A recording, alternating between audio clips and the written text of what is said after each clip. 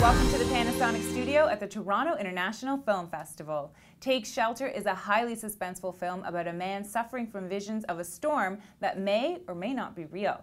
And it stars Michael Shannon, and he joins me now. Michael, thanks for being here. No problem. The anxiety level in this movie, as an audience member, and I'm guessing, you know, as an actor in the film too, it sort of builds throughout, and it's so high. I'm wondering, does that stay with you when you're done, or do you just kind of leave it on the set? Because I know you shot it in a short period of time too. Yeah, and you know, usually the days were pretty long, so by the time we went to bed at night, I was just exhausted. You know, people asked me if I had bad dreams, and say no, I don't think I had any dreams. I think I got it all out of my system on the set. Well, everything about the film felt very real to me when I was watching it, and I was sitting there trying to figure out, I think, as a lot of us were in the audience, you know, what was happening, whether or not, you know, this apocalypse was actually coming, or whether or not you were, you know, suffering some kind of mental disorder. And then I realized that's exactly what your character was doing too. He was just sort of trying to figure it out. Exactly.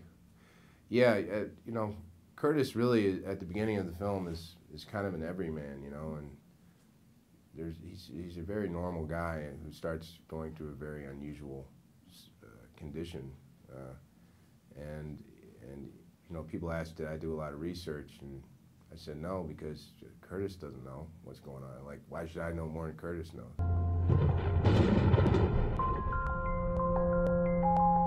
I love you.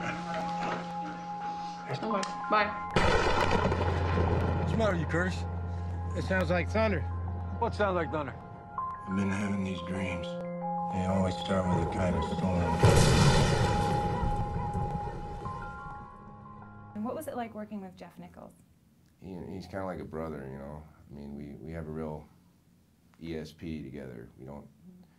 I kind of know what he's going for, and he trusts me to do it. Do you think there would ever be an ending that could kind of satisfy everybody here? If the big question is, you know, what's actually happening here, do you think there's an ending that would satisfy everyone?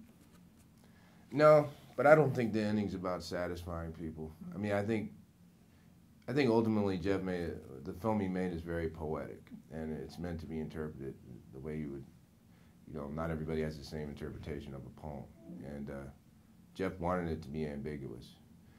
But I think the key to the movie is that ultimately it's not really crucially important whether the storm is real or unreal. It's more about how Curtis is dealing with it, regardless of whether it's reality or whether it's all in his head.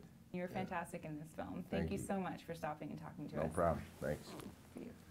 Remember to follow us on Twitter at Red Carpet Diary, or like us on Facebook for all the latest updates on our interviews from the Panasonic studio here at the Toronto International Film Festival.